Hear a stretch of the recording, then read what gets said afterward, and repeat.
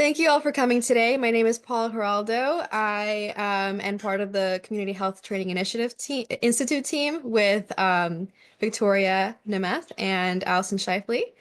And today's training is called Advancing Your Organization's Goals Through Communication Strategy.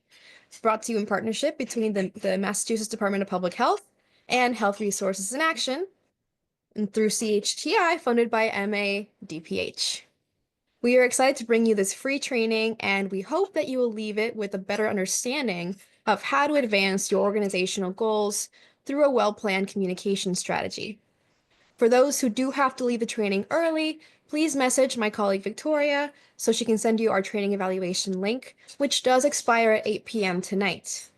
I'll now pass it off to our lovely facilitators, Catherine Spee and Edward Alexander. Hello, folks. Edward Alexander, he, him pronouns here. I am reporting from Boston in our HRA office, but I'm actually from LA. So I'm like here braving the elements with you all for the next week or so. Super excited to get to talk and like share this with you. But before we get started, I just want to give my colleague Kit a chance to introduce herself and then we will get going. So Kit, you want to say hello? My name is Catherine. I do go by Kit, so you'll see Kit on your screen. I use the she, her pronouns, and I am based in Arlington, Massachusetts, and that is where I am today. Amazing. Yeah, I don't think I've ever called the Kit Catherine before, so apologies, Kit. I just went straight for it. But yeah, Paula, if you can go to the next slide, I just want to give folks a sense of the slide after this. Sorry, I just want to give folks a sense of what our agenda is before we open up the space a little bit to get some introductions from you all. So what are we doing right now? Just some welcomes and introductions. We'll keep that going for a little bit. Then we're going to do a little bit of background, and then we'll get into the good stuff, what you all are here for. So today we're really trying to spend time like really intentionally in some breakout groups, and we'll explain that when we get to them, but we're really allocating a lot of time for you all to like be with each other to kind of practice some of what we're talking about, to get to raise questions that we can kind of come back together through as a group and really talk through. I think that as Kit and I was really thinking about putting this training together, we wanted to be really thoughtful about not just giving you all a bunch of stuff, but also making sure that you had a chance to practice some of this stuff, get to use it, and then ask questions. So we're hoping that we can make a lot of space for you all to be with each other, doing some of this, and then coming back and having a chance to ask us questions. So once we kind of get through the opening preamble stuff, we'll get into the nitty gritty. We'll talk about organizational goals and communication goals. We'll talk about audiences. We will definitely take a break. We know that this is a long training, so we want to make sure that we all get a chance to kind of get up, walk away from our computers, do whatever we need to do. Then we'll come back together and talk about communications objectives, and then messaging channels and formats. We're going to talk really briefly about evaluation. It doesn't often get talked about enough when we talk about communication, so we want to save some time at the end. And then as you can see, we have a nice, long, healthy section of just like discussion and closeout for our time together. So if you have questions, like both Kit and I are like prepared and ready to answer questions at any moment. So like, please drop questions in the chat. We will answer questions as we get them, but just want to let you know that we will like definitely have time after you all have like kind of gone through breakouts and gotten to practice some of this stuff. We'll hold a lot of time at the end of this. So just have a discussion to ask how things went, ask what questions folks have. So with that, if you can go to the next slide, Paula. We just want to get a sense of like who all is here. We know that you all registered and answered a lot of really helpful questions, but the other folks in here don't know who you are. So if you all are willing in the chat, if you could just drop your name, your pronouns if you're willing, your organization and your role, and maybe just like one thing you hope to learn from this training today. So yeah, just to give folks a sense of like who all is in the room. And then just do this in the chat for now. And I'll also just kind of pre-warn you all that you'll get another chance to like introduce yourselves in your breakout groups when we get into those later. But yeah, I'm stalling a little bit to give folks a chance to answer the questions in the chat, but I'm looking forward to seeing some of the answers. Oh, and you can also rename yourselves if you need to.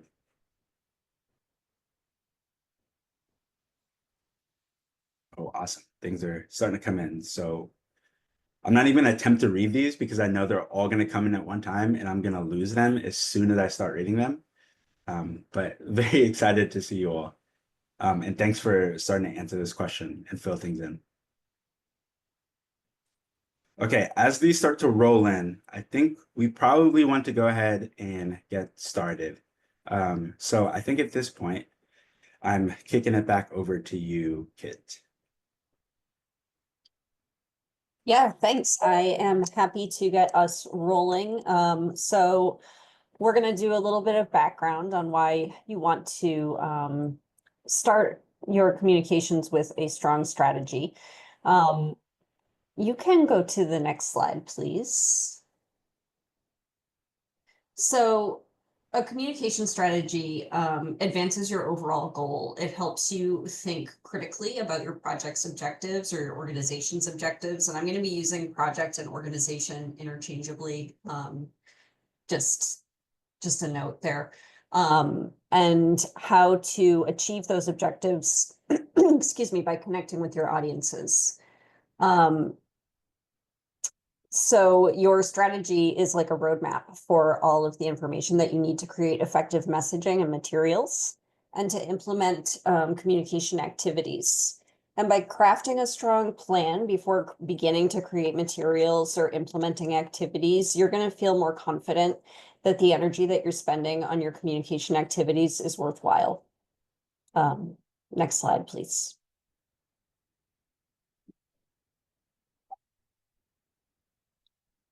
So we're going to be covering some communication strategy development steps during this training. And these are the steps that you'll take before developing your messaging platform and communication materials. So the first is defining your organizational or project goal, developing communication goals that support your project goal, identifying your audiences, and developing communication objectives that are specific to your audiences. And we are going to talk about a project called Wheels of Hope, and we're going to kind of weave this through the training so that we have some examples to show you of the, what the outcomes of like all of this thinking might look like. So Wheels of Hope, I'll just give you a little bit of background, was a service of the Massachusetts Substance Use Helpline. It provided free rides to people who were located in the Merrimack Valley region of Massachusetts, who were seeking detox, residential treatment, sober housing, and medication for addiction treatment to facilities anywhere in the state. So if they were located in Merrimack Valley, they could go to any facility in the state. That project worked with a community organization called the Merrimack Valley Project and a transportation company called Lucos Transportation to both promote and provide the service. It operated as a 6-month pilot that began in January of 2020. So right when COVID hit, which was great, and did not throw a wrench into things at all. And received additional funding eventually to continue the service after the pilot program through December of 2021. Next slide. And I'm going to hand it back over to Edward. Yes. Thank you for that, Kit. And thank you again, everyone, for sharing introductions in the chat. So the kind of first step that we think of, and I'm glad Kit teed up the Wheels of Hope example. The first big step, really, when we think about like how do we set a communication strategy, is to like have a why, to have project goals. And I think we all kind of like implicitly understand and recognize the importance of this at the beginning of any kind of project or initiative or whatever the case might be. But it's really important, and sometimes this is overlooked when we think about communication strategies. And the reason why is because you have to have strong project goals to have a communication strategy that really connects to anything, that really coheres to anything, and that really will like exist and make a change in the world. So I know often folks start with like theories of change, and a communication strategy is a good supplement to that. But really having a strong answer to what is your organization's why? What is it that you're doing? What is it that you're hoping to do with whatever your project, whatever your initiative is? Needing that is really, really important because as we'll talk about in a second, your communications goals are like the next step beyond your project goals. For the sake of today, even as what we're going to do in the breakout rooms, but also for the sake of like your work out in the field, your project goals don't need to be like so perfect that you need to take months and months and months to figure them out. I think it's just kind of worth saying, and it'll be a running theme today as we try some of this on, that you don't want to let the perfect be the enemy of the good. To not think of your project goals as like rigid, to really allow them to be flexible and cohere to the world as it is. I think Wheels of Hope is a very good example because of when it started in the context of COVID and how quickly things changed and needed to change. I think being flexible in this way with your communications goals, with your project goals, with all of the other things that we'll talk about today is a really important thing to do. The last thing that I'll say is that for the sake of our conversation today, your project goals aren't like the topic of the session. We're not going to go dive into like, how do you identify project goals and how do you make it through your change and all of these kinds of things. We're going to take the next step and assume that you've like made a project goal, and the next step of being like, how do we make a communication strategy that moves that goal forward? So we're not going to spend a whole lot of time today thinking about project goals, but we do always want to start here because you need to have these in order to, like I said, have strong communication strategies that really are creating a vision of the world that you would like to see. So with that, I think we're going to move into actually talking about what these communications goals are and how they connect and cohere to project goals. So if you can go to the next slide, Paula, and I will pitch it back over to Kit. Thanks. So your communication goals are what you're trying to accomplish through your communication plan. They are often broad, but if it's helpful, you might want to include timeframes or like other relevant metrics. So sometimes they might be as broad as like, we want to raise awareness, or they might be as specific as like, by, X date, we want to enroll 10 more people in our community outreach program or something like that. So it's really about what you're trying to achieve. And they support your progress toward your project goal. So for the Wheels of Hope example, we identified 3 goals. The first was to build awareness of the service. This was a completely new offering. People knew nothing about it. We were really starting from scratch. So we needed people to know that this was available to them. Second, we wanted to build trust in the service. Entering treatment can be really, really stressful and it's like a huge step and very difficult to do. And then on top of that, we were asking people to get into a car driven by a stranger who they didn't know and who, had to get their name. So they had like a little bit of personal information. So we really needed people to trust that we were a safe service that was going to protect their privacy. And finally, because it was a pilot, we really wanted to demonstrate the need for and the value of the service. So we wanted to provide 50 rides to treatment during the pilot phase, which was from January 2020 to June 2020.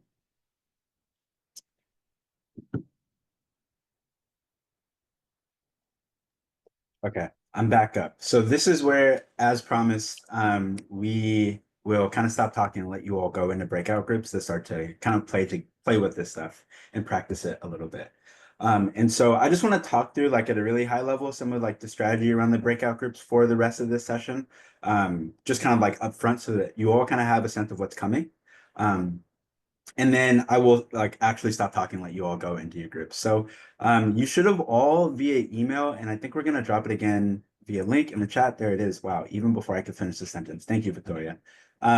This is just like a worksheet of sorts that we've kind of created for this session. And the hope behind it is that we can actually practice some of what we're talking about. I want to be really clear today that the goal of this isn't to like have finished this worksheet and to have like a really perfect communication strategy at the end of this. The goal of this is really just to think about process. Are these the right questions? What does it feel like to ask each other and answer these questions? Do you have questions about like how you move from one stage to the next? These are the kinds of things that we really want to be sitting with and thinking about today. Because when we walk out of this time, we want you all to feel more confident about applying some of what we're talking about. So it's really the process that's important to us.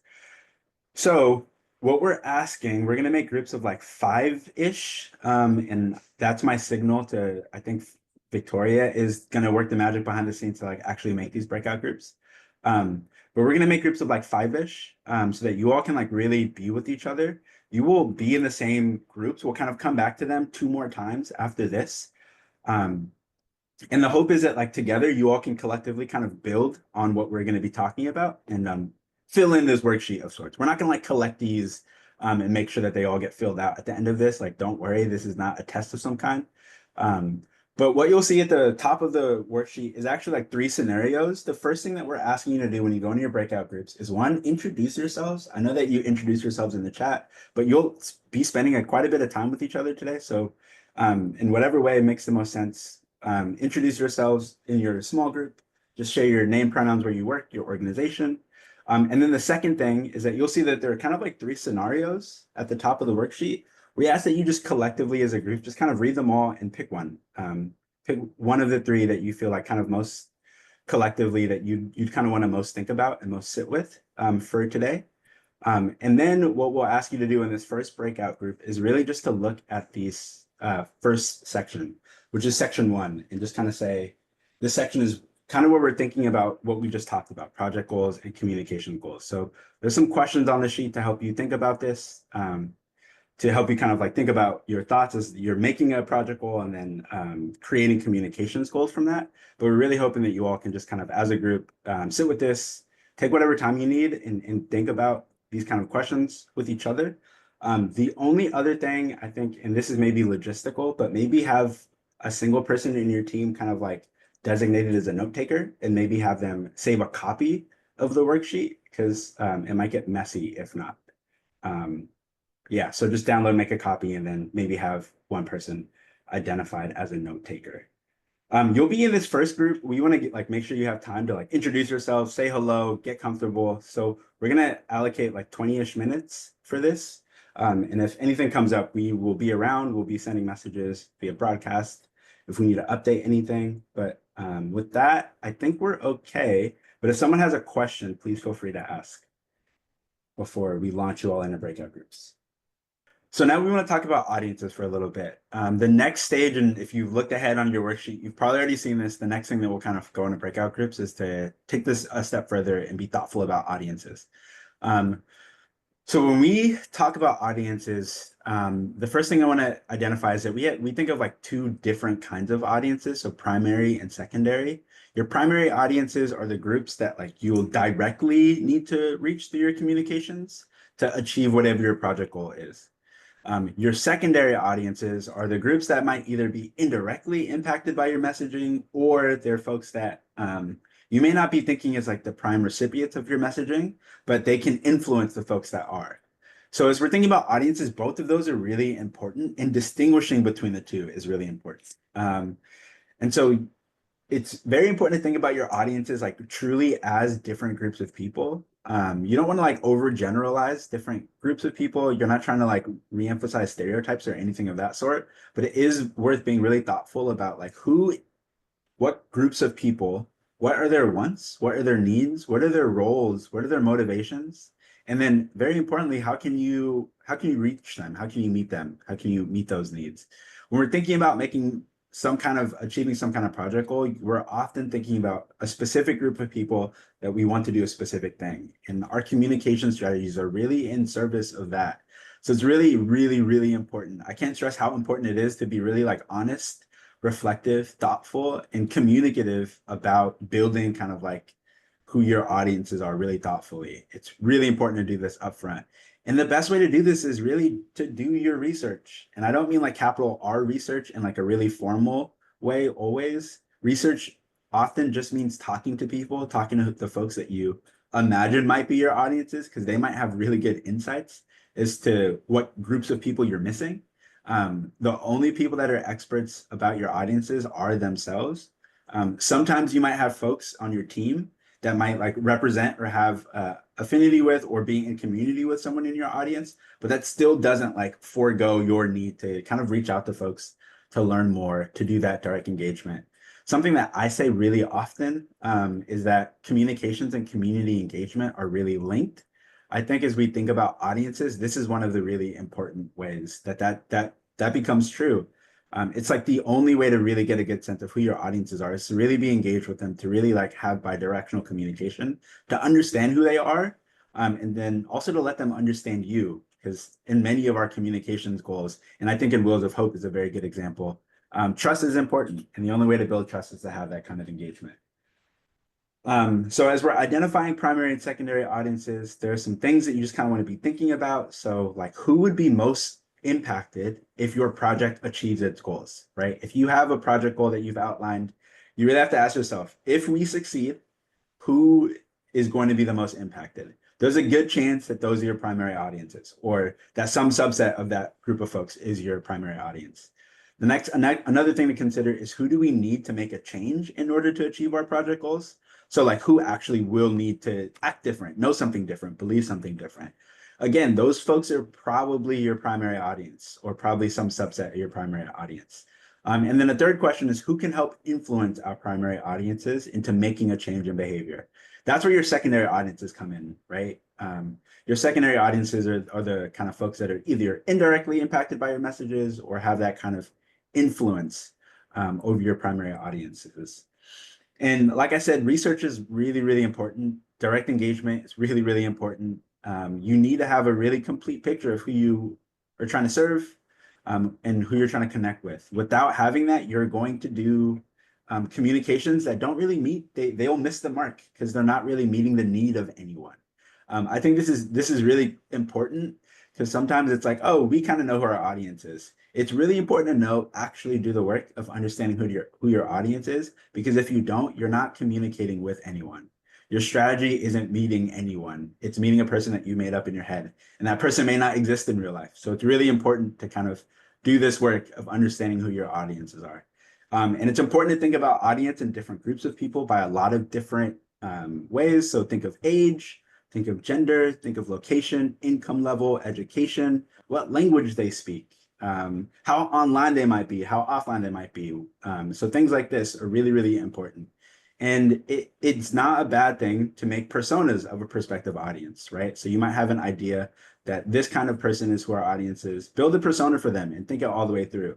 What does it look, where do they get their information? Are they on their phone or are they on their computer more often? Do they go to committee meetings or something of the sort? So really do the work of thinking about who your audiences are. And the last thing that I might mention is that I said it earlier, but a theory of change is one way that folks will map out like kind of project goals and project level things. Sometimes looking at a theory of change might help you better understand who your audiences are too. So really just like using all the tools you have to kind of think about who will our project touch and who should our communications meet. So just as an example, I just want to elevate kind of what was done in Wheels of Hope. So what's bolded there is the primary audience of that initiative. And so that was people actively using drugs and people in early recovery who need transportation to services. That was the primary audience. That was really the folks that in Wheels of Hope, they were looking at and saying, we want to reach this group of people. These other two audiences here are more of what we would think of as secondary audiences. So folks that have some kind of influence or indirect impact from the message. So the first being treatment providers, whether inpatient treatment providers, residential treatment facilities, MAT providers, sober homes, and then other referrers. So health and social service providers, case managers, and then the other being funders and potential funders. So this is like, at a high level, audiences, why they're so important. I can't say over and over again how important it is to kind of like do this research and be thoughtful about them. And then hopefully that example from Wheels of Hope is helpful. So Paula, if you go to the next slide, here's some questions that we're just kind of leaving with you all, and these are in the worksheet as well. We're just going to kind of like give you all some time again to be with each other in groups to think this through. And we want you to like take the next step of whatever you just did as a group in this last time together to like build on that, to start really being thoughtful about like who our audiences might be. and start thinking about who might be our secondary audiences, who might be our primary audiences, and then just a little bit of like a why behind that. We know that we're asking you to like really deal in kind of like imagination and hypotheticals. So it's going to be a little bit messy and muddled, but we're hoping that you all can, pick up that challenge. And then if you're having tensions or thinking of process related things that are coming up, note those, write them down. And as we did for the last time, we'll be here to kind of answer questions and share things collectively as a group. But yeah, here are your kind of 3 guiding questions. Who do we need to make a change to achieve our goals? What groups of people would be most impacted by us achieving our goals? And who can help influence our primary audiences into making a change in behavior? So with that, unless there are any big questions, I think I'm looking to you again, Victoria, to reopen those breakout groups. And I will send the questions in the chat as well. And they're also on the worksheet too. Thank you. So we are going to be talking about your communication objectives and how to define those. Your communication objectives are what you want your audiences to know, believe, and do as a result of your communication activities. And we spent a lot of time talking about the importance of audience and how vital it is to really know your audiences and their specific needs. And so because each audience is distinct, you really want to make sure that your objectives are specific to each audience. So for each audience, you would have a set of know, believe, and do objectives. So you want to really think about how your communication goals can be supported by your objectives. And this is the area where you can start to get a little bit more specific in terms of saying, what you want your audiences to know, believe, and do. Next slide, please. So I'm going to talk a little bit about the Wheels of Hope example. And just as a reminder, our Wheels of Hope communication goals were to build awareness, build trust, and demonstrate impact by providing those rides. And so keeping those goals in mind, we developed objectives for each audience. So for our primary audience, the people located in the Merrimack Valley area, actively using drugs, or people in early recovery who need rides services, we wanted them to know that they could get free rides to treatment with Wheels of Hope. And as I said just before the break, some of this is just simplified for the purpose of this presentation. Really like the information that we wanted them to know around who was eligible for free rides was like a little bit more complex than this. But for simplicity's sake, know that they could get free rides to treatment, know that they could schedule them through the Massachusetts helpline, and know that their ride could take them anywhere in the state from the Merrimack Valley area. We wanted this audience to believe that Wheels of Hope was a safe service, believe that it would protect their privacy, and as we got into COVID, also protect like their health in general. The drivers were masked. This was at the beginning before we really were aware of how COVID, spread the most easily. So cars were cleaned in between each ride.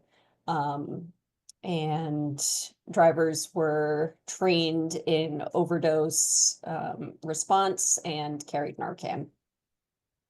And also believe that Wheels of Hope staff, so the drivers, call takers, etc., are members of their community who care about their well-being. So we wanted to create this sense of community for them. And what we wanted them to do was to schedule a ride to treatment with Wheels of Hope by calling the helpline, complete their ride to treatment, and share information about Wheels of Hope with others who might benefit from the service. Next slide, please. For the providers and other referrers audience, we wanted them to know that their clients could get free rides to treatment with Wheels of Hope, and know how they could help their clients schedule Wheels of Hope rides through the helpline. In order to do that, they needed to be available to be patched into a three-way call to confirm that their client did have a space at a treatment facility. So they had to be, ready and willing to do that. We wanted them to believe that lack of transportation should not be a barrier to treatment. We wanted them to believe that Wheels of Hope was an important service in eliminating barriers to treatment, and believe it was a safe way for their clients to get to treatment. And what we wanted them to do was share information about Wheels of Hope with their clients, help them schedule rides to treatment, and also share feedback about their experiences with Wheels of Hope with um with the helpline, so that we could make sure that the service was working for them as well. And then also because we knew that this would help us demonstrate impact later on, when we were really trying to speak to funders to secure more funding. Next slide, please.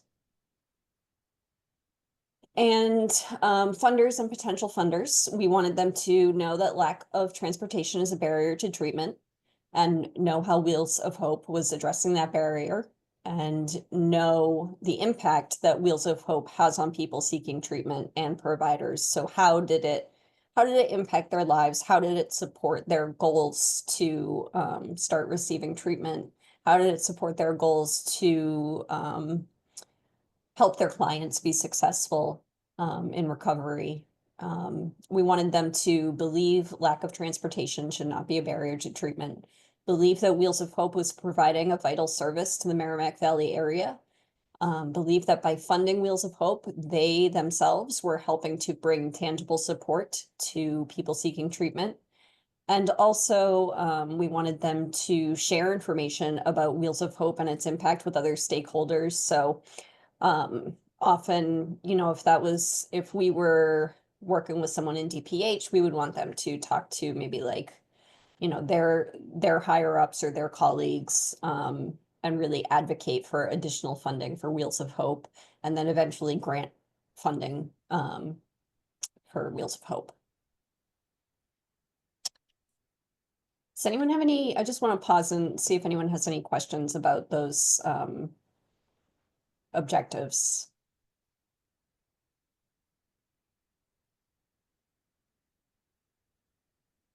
Okay. You can go to the next slide, please. We are going to go back into breakout rooms. And so in your groups, you're going to take a few minutes to kind of reflect on these questions before working together to go through your worksheet a little bit more. So the questions that you should be asking are, what do we want our audience to know? What do we want our audience to believe? And what do we want our audience to do? We'll come back in about 15 minutes, I think we said. And yeah, I mean, I'm sure you've identified multiple audiences, so if you don't get through, all of them, it's okay.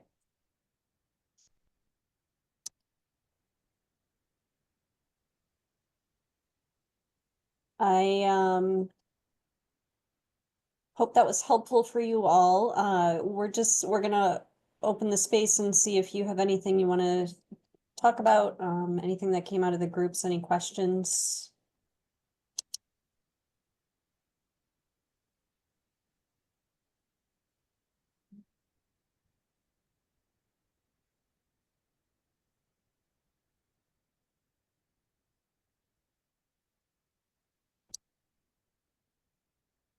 I think one of the questions I have is like, after doing this, like, how would we measure these goals?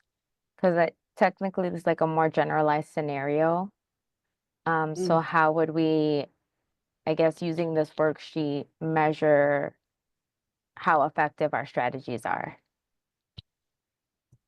That's a great question. I think that's something that you kind of want to be thinking about throughout the development of your whole strategy. I think, at the end of your strategy, you're going to have an evaluation section. So you'd be thinking, about what those measurements might look like. And I think also, you know, once you're moving into deciding on channels and formats for your communication too, there are gonna be some that naturally like lend themselves more easily to measurement. Like if you're doing online advertising or something, obviously you'll be able to get metrics from that. If you're doing community outreach and like you're handing out postcards or something, you can say like, well, we handed out X number of postcards, or we made like X number of connections.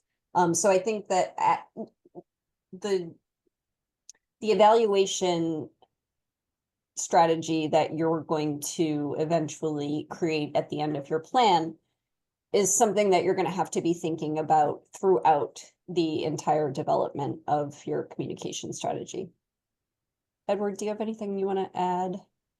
Yeah, I'll hop in and say that like this is the part of it that could probably be a whole other training. And I wish some of our colleagues at HRA that work in research and evaluation were here to give you a better answer to that question. And I am like similar to you, always thinking about like how can we better evaluate this? I think one of the helpful things about communication objectives and why it was mentioned earlier is that these often offer you really specific things to measure. So if you wanted your audience to do something, you really can be asking yourself, did they do it? And you know, all of the usual suspects of like evaluation tools come into play here. Surveys and focus groups and interviews, whatever it is that you could use. I think this is like really, we can think about this as like capital E evaluation in the same way that some of our colleagues in the research and evaluation department at HRA would think about it, right? Like all of those same tools, those are at your disposal here, along with, and I think what's different about thinking about evaluation in the context of communications is all of the things that Kit just mentioned, right? Like we also have all of our communication strategies, which we'll get to in a second, that we can measure. And if we're doing a good job, we can build in the kind of like measurement of them ahead of time. Like things like web metrics are really helpful. They are good evaluation tools to let you know, are people going to our website? If we wanted them to know that our website exists, believe that they can find information on it, and then actually go to the website, well, let's measure, you know, how many people actually went to the website, how long they stayed, what buttons they clicked, things like that. So if we're thoughtful about this ahead of time, you can build them in. Like if you're going to make a QR code to a landing page, maybe you put a special tag on that QR code so that you can measure, you know exactly where that QR code was used and how many times it was scanned and things like that. So there's lots of kind of smaller things you can do. But it's a really helpful question. And I'm glad that evaluation has come up twice, because I'm always advocating like, hey, we should think about evaluation before we start doing something. Because if you wait to think about your evaluation until after you've already done something, you're waiting too late. I wish someone from our research and evaluation team was here to hear me say that. They would be very happy that I'm saying this while not being part of our R&E team. But yeah, it's a good question. I mean, I think that should be your fourth column, you know, know, believe, do, and then as measured by, even in your communication objectives, because you're already starting right now at this higher level to think about your overall goals of, you know, and exactly how you're going to be able to measure effectiveness of what you're doing. Yeah, that's a great way to think about it. And you know, would be helpful to make sure that it stays top of mind for you as you're working through your strategy.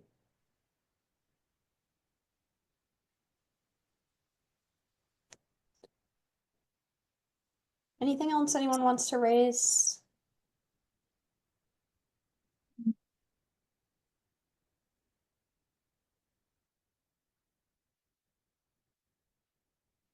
Okay. I have one other thing I wanted to add. I mean, one of the things that we realized in our breakout session that was really helpful was that we can have several things that they have to know and believe in order to do. And it was pretty helpful to make sure that you had know and believe tagged together for, you know, like multiple things will drive an action, and being able to be sure that you could have one do, but you have to have, you know and believe directly correlated, because knowledge plus belief equals action. And so if you have a multi-part thing that you need to accomplish, like I have to you know, there's 3 things that you have to believe in order to do. You should have 3 knows that are correlated to those 3 beliefs. So that one-to-one relationship between the two, I think, is really important to call out. Yeah, thank you. Thank you for raising that. I totally agree. And it's, I think, important to hear in this larger group.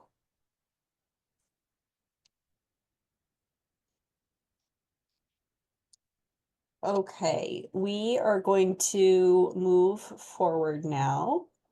We're going to be talking about using the strategy that you've created thus far to develop and apply messaging.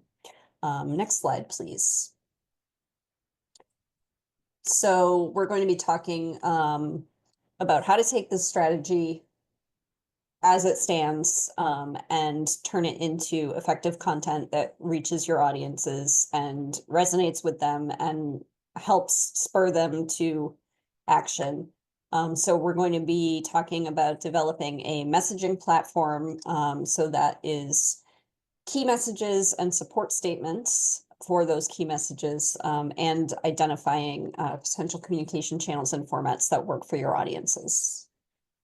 Next slide, please. So talking about key messages, we are again going to go back to the big why for your project or organization. You've already defined this goal, and you might also, as you think about it, want to consider your mission and value statements, just because there might be some extra whys in there for you. So you're going to want to think about that. And then you are going to develop 3 to 4 simple key messages per audience, because again, as we've talked about, audiences are distinct. And it's really important to keep in mind their different needs and wants. And so developing 3 to 4 very simple messages per audience can help you keep consistency in your messaging over time across audiences and across communication channels. And we've just included a link to a resource here that I have found really helpful in the past in terms of thinking about your key messages and then how to kind of funnel those down into support statements. But we are going to talk about support statements next. Does anyone have questions about key messages?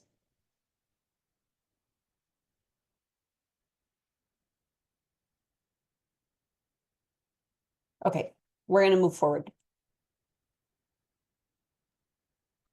So support statements, as I said, they help to illustrate your key messages. So you'll usually have 2 to 3 support statements per key message. They're focused on the benefits that you're providing to your audiences.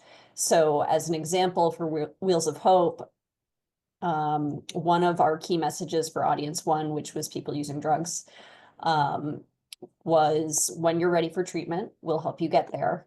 And our support statements were, we provide free rides to substance use treatment anywhere in Massachusetts.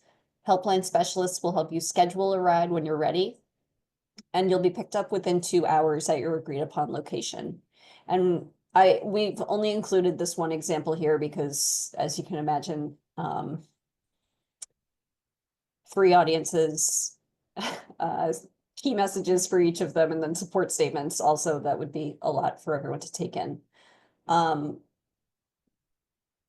So I just want to pause and see if anyone has questions.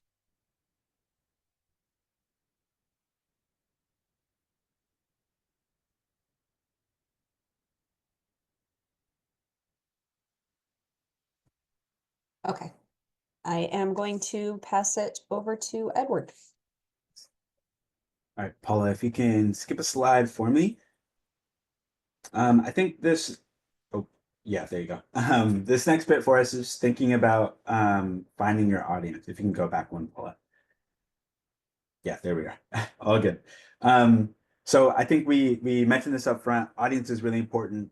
Why? Well, we really need to understand them to be able to kind of like make achieve our goals and complete our communication objectives, I think this next bit about what your audience is important is also like in just establishing where are you going to communicate and how.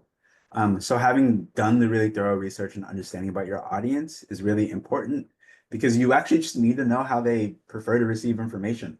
I think that a thing that happens sometimes is as organizations, as projects, we get comfortable communicating in certain ways. Those ways may not actually be effective for our audiences. There are some usual suspects of sorts, right? Like we all love our newsletters. We love posting on our LinkedIn. We love the occasional Instagram blast. We love saying we updated it on our website's event page. Those don't always reach our audiences. So really knowing who your audience are and hearing from them, like letting folks of your audiences, the communities you're part of actually say, this is where I get information from, is really important to shaping where we communicate and actually letting us get creative and nimble and not just do things in the way that we normally do them, which is really important in being responsive to the communities we're part of and the folks we want to do outreach to. So think about where your audience is. Think about where they take in information, like where does your audience actually really get information? We assume and say, oh, people get it from their phones, but is it Instagram? Is it LinkedIn? Is it the yahoo.com homepage? I know folks that still, every time they open up a browser, it goes straight to like yahoo.com. They're like looking at the news on that, right? I haven't done that in a very long time, but some people do get a lot of information from there. They might actually see the paid ads that end up on the side of an internet browser, right? I joke that we do that often for some of our audiences, even with the organization that I work for. But I joke with folks sometimes that I haven't seen one of those in a really long time because I use an ad blocker, right? So if your audience includes folks that you imagine use ad blocker, maybe doing paid advertising on Google isn't going to make as much sense, right? So it's this kind of like really thoughtful research about an audience that's really, really important. And that kind of research, it does not always come easy. If you've done really good research, if you've really integrated and like have open lines of communication with the community, then you might be able to get some of this information more quickly. But if you don't, you have to ask questions. You really have to understand folks. And that's where the kind of personas and the audience personas and like really rolling them out to the point of like understanding where do you get information is really helpful. The other thing, use several strategies. If you're anything like me, you get information from lots of different places. So assume that that is the case for every single person that you're ever trying to communicate to, right? They are not just going to get their information via email. You might send them something on email, and if they're like me, their email inbox is just terribly full. They have a folder specific for any newsletter that they get, and they may or may not touch that once a week, you know? So folks might miss things. So it's important to do things like doing email newsletters. At the same time, you're doing updating things on social media. At the same time, you're doing kind of in-person outreach. And this is where, again, I get to kind of hop up on my soapbox and again say that I really believe that communications and community engagement are really connected. The ways that you exist and engage in a community are really important pieces of how you're communicating information out to them. So to coordinate those efforts is really helpful and really important. So to do the work of kind of even, I'd like to say that a list of talking points that you give folks that are going to a meeting, that is a communications effort. To make sure that they're communicating kind of the similar information so that the stuff that they're offering in person to folks aligns with the kind of objectives that we just talked about, the things that you want folks to know, you want them to believe, you want them to do. Like make sure that anyone that's going out into a community meeting or is hosting or tabling at an event, make sure that they're speaking in the same language, that the things that they're saying to your audience are in the direction of those goals too. So I always like to say that. I think I will never stop saying it, but I really think that our communications, our community engagement should be really well integrated.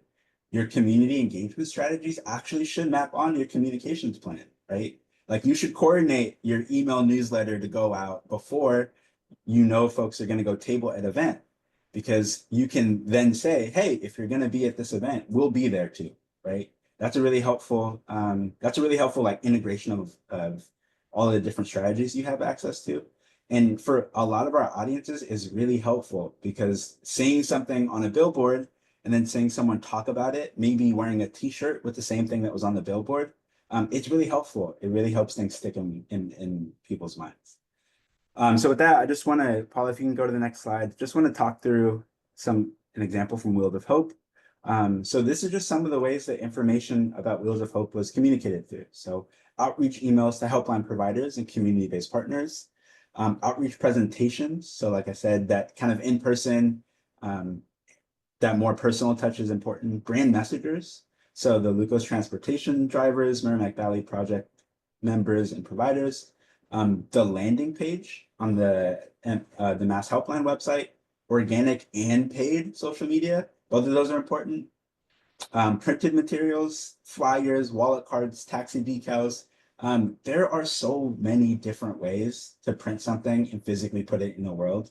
And I think it's just it's worth mentioning that there are a lot of different ways, right? So you could flyer, you could just wallet card, you could, you could go put stuff in the windows of every kind of like gas station, whatever the case might be. There's lots of ways to get information out. And a press release also. And the other thing that I want to mention that's on the slide is that graphic that's translated into two languages. It's worth thinking about not just language access, but language justice too. So translating things is really important. But be sure that if you have a call to action that's translated into a different language, make sure that you can actually have folks follow through on that call to action all the way through in whatever language it is that they speak. So it's one thing just to translate something. It's another thing to translate something and make sure that if they call the number that's on your flyer, that there's folks for them to speak to in whatever language you've translated it into, right? If they need a service provider, if that's what you're directing folks to, it's important to make sure that there are service providers that speak that language or that there's ways for them to get services in that language too. So going beyond just translation to really thinking about language justice more than just translating things. Also, really great question in the chat. Can you speak to how small budgeted organizations can afford to do this? How can proper media planning be done? Who does this? When the drive to keep admin costs down to funders, etc. How should this cost be described? And how can we advocate for budget to spend against this? This kind of came up earlier and I hate to repeat myself, but I think one of the really helpful things to do is and this was mentioned, build relationship, but I think to have the relationship so that you can explain the amount of work that goes into this can help you advocate for the budget from whoever those decision makers are. That's one piece that I found is helpful to really like bring people along into this process of communication planning so that they see the work that goes into it, the work that could go into it, and the work that can't go into it if you don't have the budget for it. And to make it clear, this is what you can get and this is what you can't get under certain budget constraints can often kind of force folks to make choices about where money is going, to say, if we don't have X amount of money, we may not be able to do this piece of our plan. We may not even be able to finish planning. And the cause of that will be that our plan will be less effective is important. I think sometimes the like budget decisions, not having budget means that you can't do something, and not being able to do something often means that your strategy may not be as effective. It's worth being honest about that, because that oftentimes makes the case that like, no, we do need the funds for this to support this work.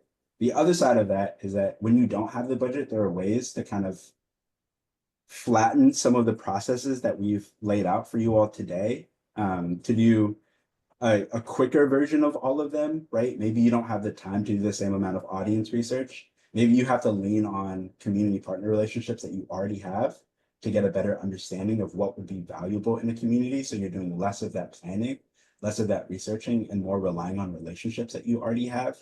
Maybe one of the things that you can do, and this was mentioned earlier, but leaning on community partners and their knowledge. You don't have to start from zero every time you open something up and say, we need a communications plan. Like really be thoughtful about who else might have some of this information that we need. How can we get some of that from them? How can we lean on their expertise to help think some of this stuff through and fill some of this out? But yeah, it's a great question. I think it's a challenge that I've faced and will continue to face. And I don't have a perfect answer to do all of this, but I know that there are like the uppercase version of communications planning, which is maybe what we're doing, more formal. What we've been talking through, it's more formal, it's got more steps. And then maybe there's a lowercase version that's a little like, we're gonna have to do some of this as we go. We're gonna have to use Canva to make our flyers. We're gonna have to ask other folks to you don't have money for a paid Instagram campaign. We're gonna have to ask other partners that we know just to like post these things on their own Instagram pages, and just like use shared language. We're gonna have to ask folks, hey, can we put up a flyer in your window? Can we leave a flyer at your desk?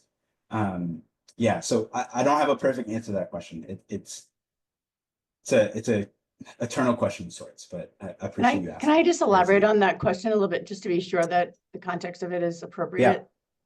So the issue is not how do you collaborate with community organizations. Of course, most of us already do that, are very reliant on working across organizations to sort of get done. But what's really remarkable is how grassroots everything is, versus in other parts of the world where, there's careful thought putting into media design and media planning, like where, your point about who is the person that's opening up their Hotmail and reading the news on the, the little widgets on the right-hand side, and that's actually a place to influence them.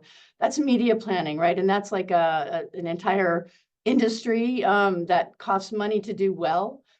So my question is more, how does our world step up from the grassroots, please, can you do me a favor, and more into, let's approach this, the proper way to do media planning and then execute against it. That's really, and who are the groups that do that in this, in the public sector?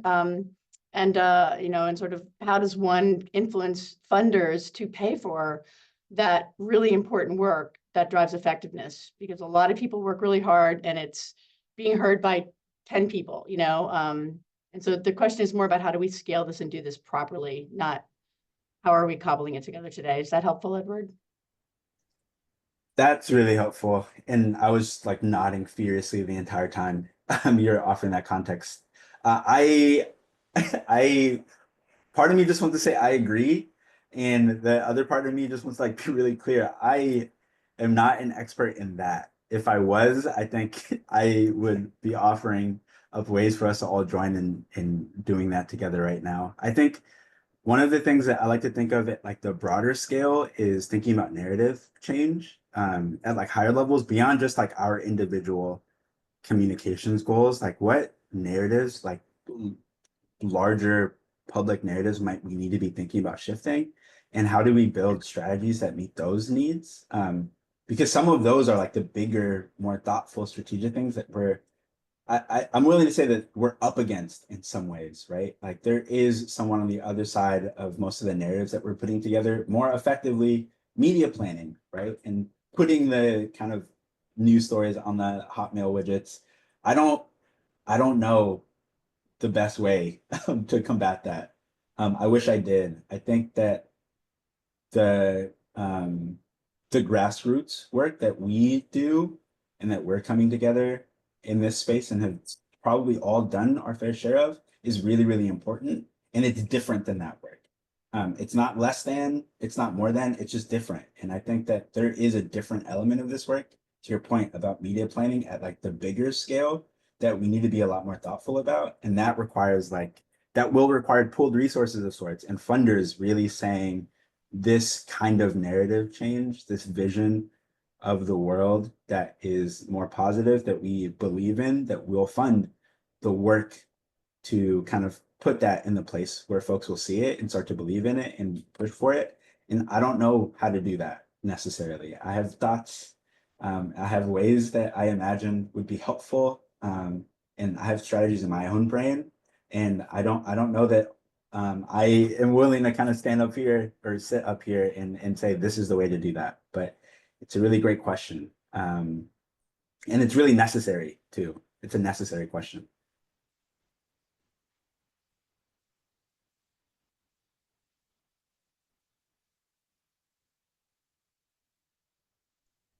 Can I ask a quick question? Yes, please. Sarah Withy from the Health Equity Partnership, North Central Mass. I wasn't going to ask this because in some ways it's not highly relevant to this class, but I was I am gonna ask it now, like, would you start doing this before, like, your organization's grant writers do their stuff? Or, I know there's a grassroots work and the communications, I actually don't know as much about that part of the process, but I'm really struggling with just looking at this and like saying, is this after, before, or both? You know, with the grant, how does it work with the grant process?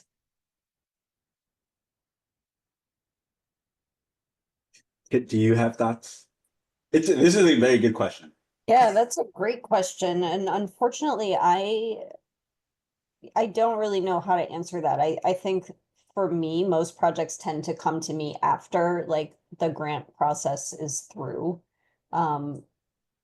There have been some projects where, you know, the grant the grant proposal was written in such a way that like then I kind of had to back into communications because of like what was outlined and agreed upon in the proposal. So I think that there's value to being thoughtful about what you're laying out in your proposal in terms of communications Mhm. and maybe be a little vague. I don't. No, that's honestly, that's really helpful. You know, I know it's hard to like, that was really helpful. Um, I think you have to, I think I'm gonna try to really pull this in where I can, you know? Yeah. And I don't, my work is changing, so, you know, we'll see. One thing I'll add is that your question, what it does for me is it raises this like ongoing question about what is the kind of like relative value or relative profile of this kind of communication strategy. And I think to Kit's point, I've experienced this in different ways, right? I've seen grants go out that are functionally asking folks like, we need a communications plan. Can someone come in and build one for us and do the work, the research it takes to build this? Right? That's like in some world, that's like the perfect vision, right? Where your funder isn't saying, we need you to do this thing, get it done. They're saying, this is a thing, this is kind of a project we're thinking of. We are looking for a communication strategy around it. I think there's a world where like that's the best version, where someone's really asking you to come in, like they're saying having a strong communication strategy, communications plan is valuable to us. So we want to fund that. We don't always have that choice because we don't get to decide how these grants are made, right? Sometimes funders are saying, this is what we need and this is what we want communicated. And there isn't really, as far as you can tell, there isn't always like a strong communications plan that's been made to inform that. And so you apply for the grant, you get it, and then you start doing the work. And then you go, well, you know, some of this maybe doesn't add up. Maybe we need to take a minute and like think more strategically about this. And then you start doing that process. And then you have some questions, right? At that point, you have more clarity as to like why this feels misaligned, why this goal doesn't seem to work with this audience, whatever the case might be, right? Sometimes the strategy is helpful in clarifying that, but sometimes you get to that point and it's a little bit too late too. So there isn't a perfect answer to this. I'm biased and I think that communication strategy and planning should come early, but that's because I work in communications. So that's my bias there. And so I would answer that and say, do it first, right? Do it before, get resources to do this piece of the work. But I also recognize that's not always realistic because funders aren't always recognizing the need and the value of that, and they aren't trying to fund it. So good question.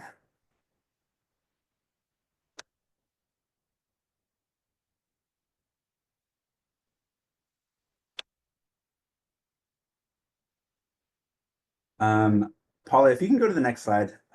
This is kind of the last slide between like us and just discussion. So this by kind of hovering and letting questions come in. So if you have questions, please hold on to them. We're really looking forward to answering questions and just like starting a discussion amongst us. But the last thing, it's come up a couple of times. I'm glad it has, but just evaluation is really, really, really, really, really important. Just asking yourself, did you meet your goals? You set them earlier. You have project goals, you have communication goals, and then you have your communications objectives. So really asking yourself, are we meeting those? Are we doing the work?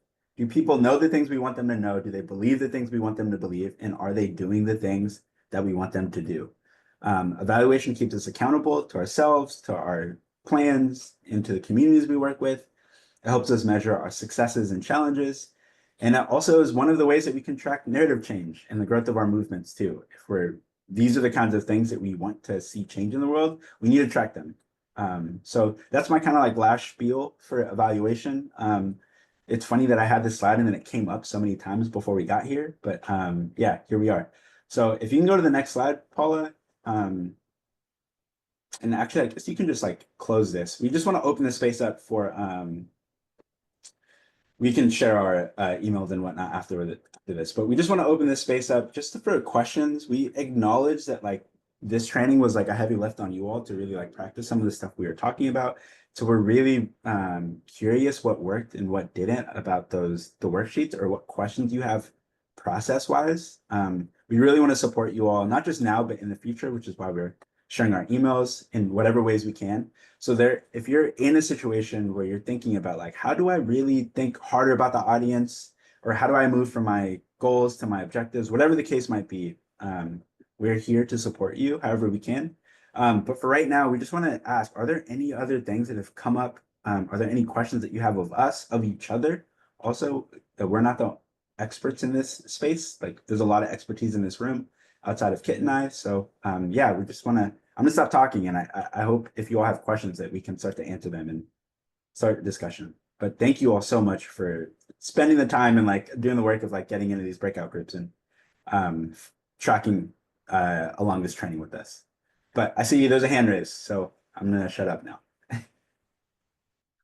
Thanks so much. I think this training was really interesting. I like the way that you guys set it up. I like that we dove in and did our own breakout sessions to work through it. I really learned a lot from my group, and without you forcing us to report back what we learned, because sometimes that can just feel a little silly. So I felt like this was really productive and helpful way to grasp what we're learning here. My question is specific to the work that I do, and I don't know if anyone else here works with youth, but I work for a coalition focused on youth health and youth equity. And I'm kind of grappling with, we do a lot of phone use, tech use, phone policy work, right? And, social media work. And, there's pros and cons to social media. There's no denying that, and how it affects our youth.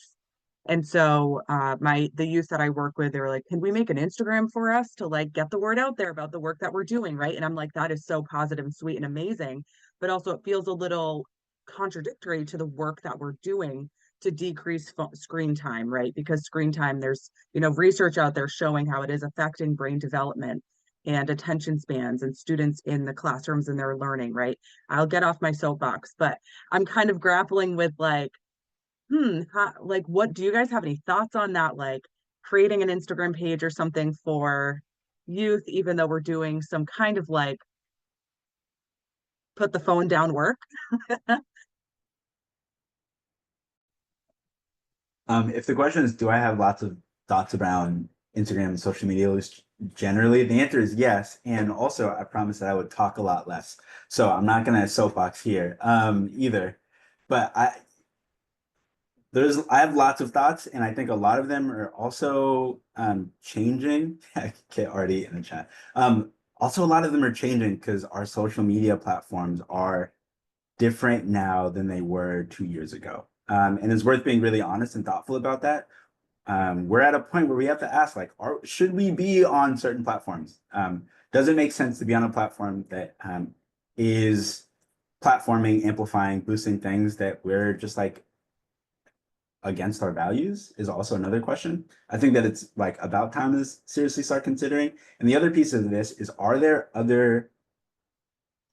there's a piece of this that I think is, how do we meet our audience where they're at right now, and how do we get our audience where we want them to be?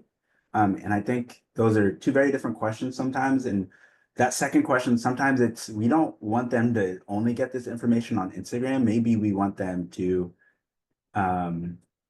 maybe we want to inspire behavior change that like inspires folks to more thoughtfully look at their emails, because that's where we want to send our updates. So maybe we're using our Instagram to tell folks, hey, we don't necessarily value the space as much because of what our organization's values are, but we want to continue to reach out with you and keep you all connected. And so we'd really love for you to sign up for our email newsletter. Maybe that's a thing you say.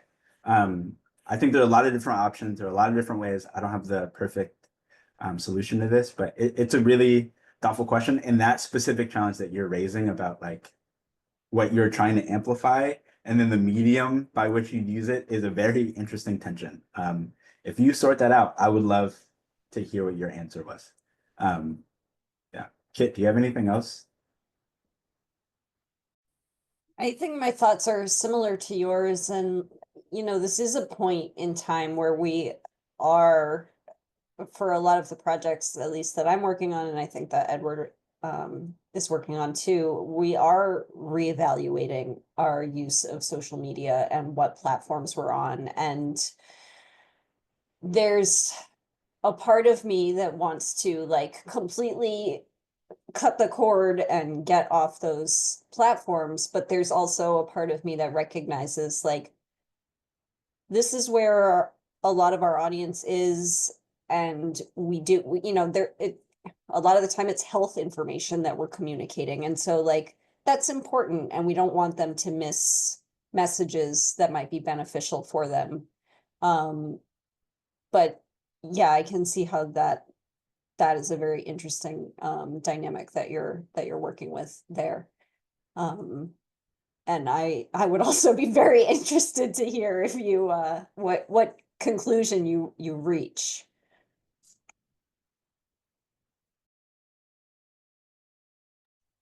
You guys have already given me so many ideas, so I really appreciate it. And I also recommend deleting all of your social medias. I'm much happier without it.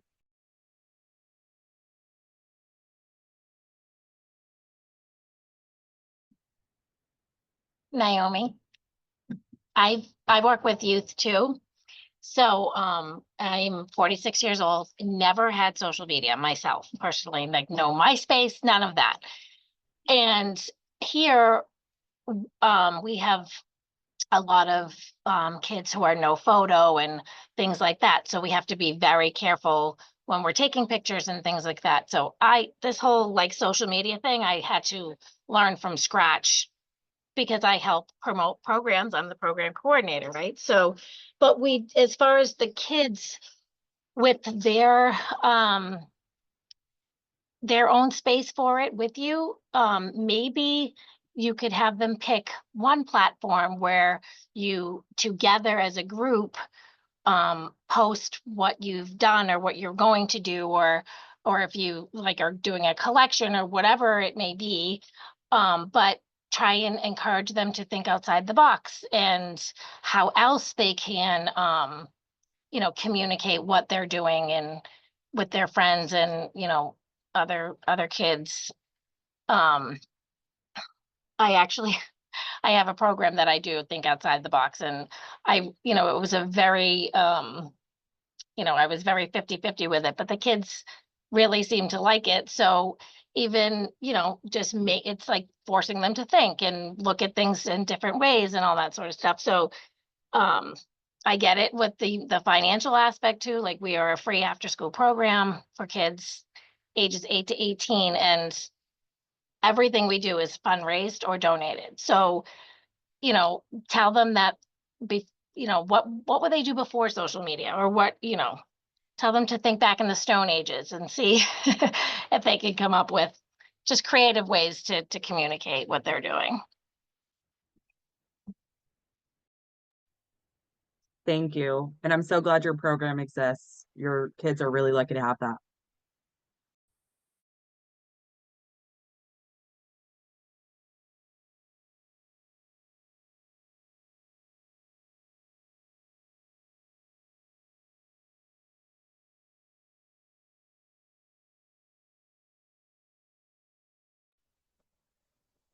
Are there other comments on that or different questions?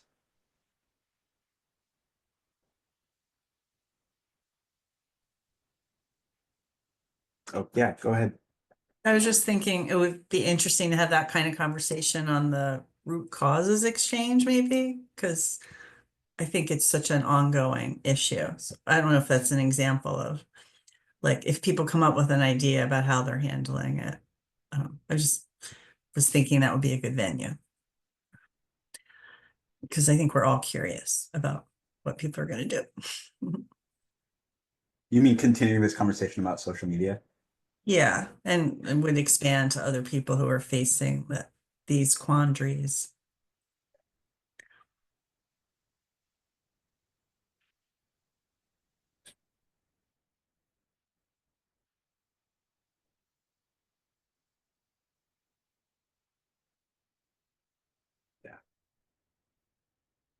I think the merits of different social media platforms are especially hot button with whatever is going on with TikTok currently.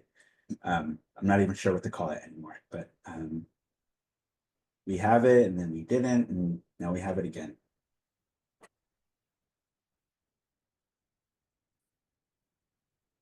Are there any other questions, or were there any challenges that you faced while working through the different sections of the worksheet?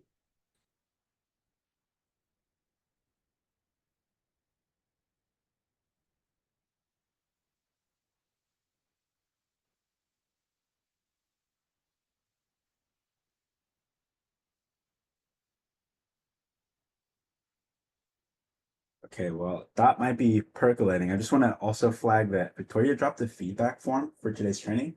And we really appreciate your feedback as we think about future trainings, or not we, they think about future trainings. So if you could fill that out, that would be really, really helpful. I think it expires tonight. Victoria, am I remembering correctly? Okay, yeah. So if you could take 8 that. p.m. tonight. Yes, there we go. Thanks, Paula. Yeah, so if you could take that by 8 p.m. tonight, that would be amazing.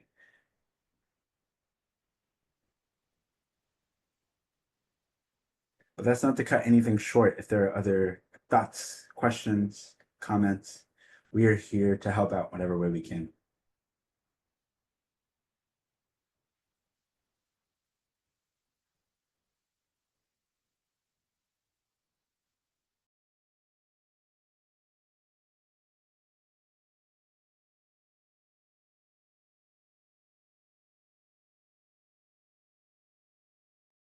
Thanks for your time, everybody. I have to go.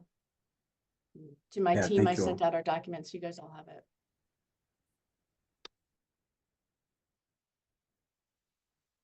Yeah, well, seeing as there may not be any other questions, just want to say thank you all for joining and taking the time to be with us.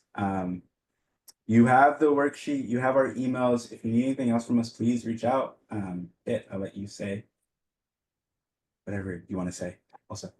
Yeah, thank you everyone for joining, and thank you for, jumping in with us and kind of just being willing to practice on your own.